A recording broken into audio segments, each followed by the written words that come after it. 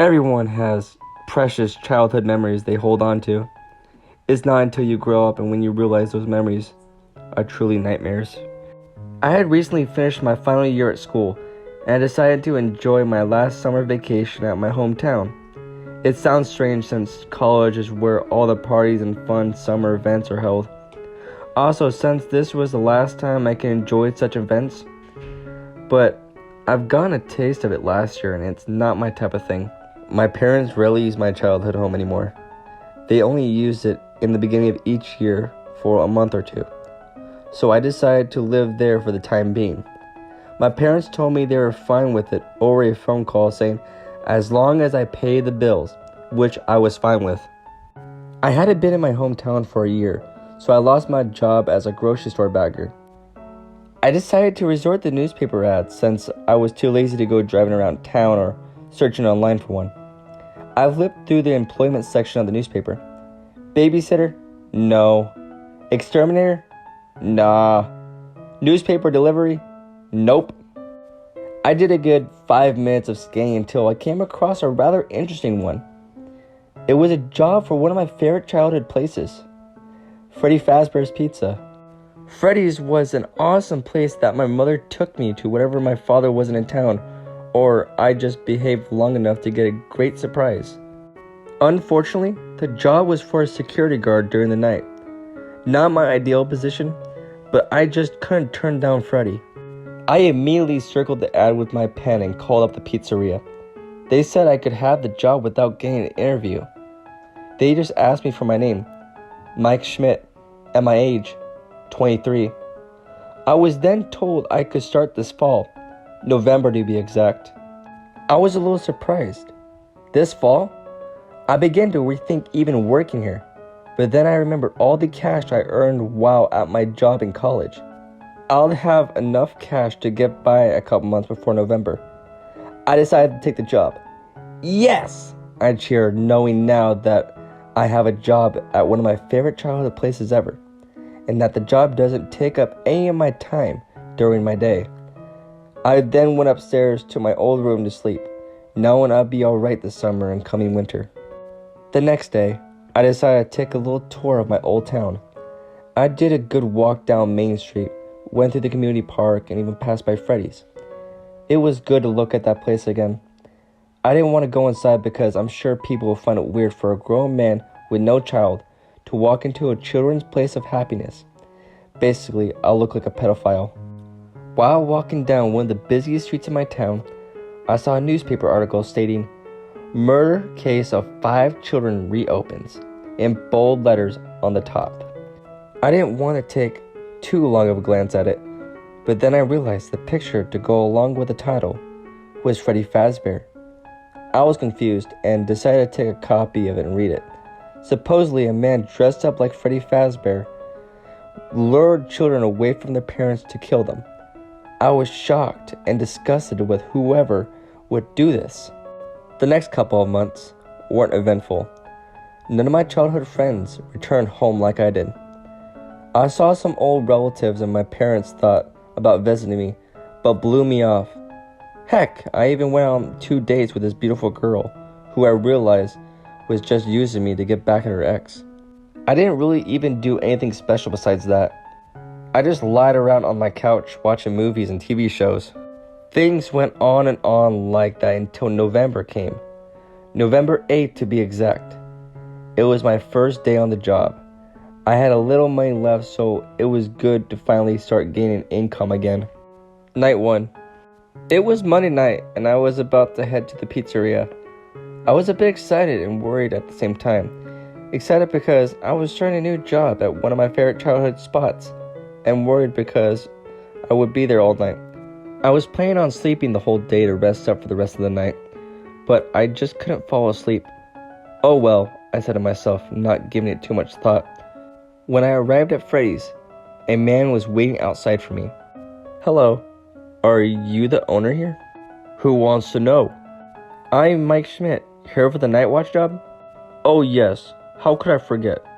Who else would be here at 12 a.m.? "Neighborhood watch." "Are you the one who's going to teach me the basics?" "Nah, I'm just the owner as you guessed. I'm here to give you a pair of keys to the place. Your mentor left a message for you in your own security office. Well, here you go. He handed me the keys. Remember, your shift always starts at 12 a.m. and doesn't end until 6 a.m. You got it? Yes, of course, sir. Good. Well, good night, son. Don't mess this up or else you're out. Good night, I called out. But I don't think he heard me. I then opened the door to the place. Fortunately, he left it unlocked for me. Not that it's much of a deal if it wasn't. After all, I had the keys. I then looked around the place. A huge sense of nostalgia hit me like an enormous wave. I then recalled sitting at the party tables with my mother and friends, eating pizza and watching Freddy and the band sing. I then looked to the stage. There they were. Freddy, Chica, and Bonnie. Oh, how nice it was to recite those names again. After I relived my childhood memories, I then scanned the rest of the building looking for the security office. My guess was it was in the back of the building, which it was. I peeked in to see that there was no one in there.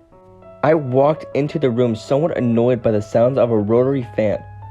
I thought about turning it off, but then I realized how warm the room was. I had no choice but to keep it running. I also noticed a little beep sound going off every couple seconds. I located the sound to be a message machine. I pressed the play button. A voice came on. I was surprised and wondered who it was. Was it my mentor? Hello? Hello? Hi. I'm the old security guard at Freddy Fazbear's Pizza. Hopefully you're getting this message. I need to explain to you what to do.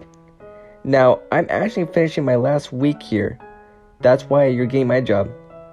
I got my hours changed to 8 to 11:30 p.m. since I didn't have to get up so late anymore. Sorry, that's your job now. Now, let me explain to you the basics so you can get through your first week. Now, on the table you're hopefully at, you should see a tablet. I glanced over the table and saw that the man was right. There was a large tablet with gray trim sitting on the table. I picked it up and turned it on. If you see it, turn it on. The first thing you should see is a camera view of the main stage, along with a lot of different square buttons on a map. Those square buttons are actually all security cameras that you need to check every now and then to make sure someone or something doesn't break into this place. The map is actually a whole layout of Freddy Fazbear's Pizza, so you can get a pretty good idea of where things are. Now, I know what you're thinking. Who in their right mind would sneak into a child's place of fun? People aren't the problem here. It's actually the animatronics. You know, Freddy and his pals? I was confused. I tapped each camera looking around, seeing if anything was in the building. There was nothing. What I meant by that is that the animatronics get a little quirky at night. They are left in some sort of free roam mode at night for some reason and walk around the whole building. They used to be able to do that during the day. But then there was the bite of 87. Yeah, I don't want to go too deep into that, but let me just say that it's shocking that the human body can survive without the frontal lobe. I was getting a little bit creeped out now, checking the cameras again to find once more nothing. I'm gonna move on now.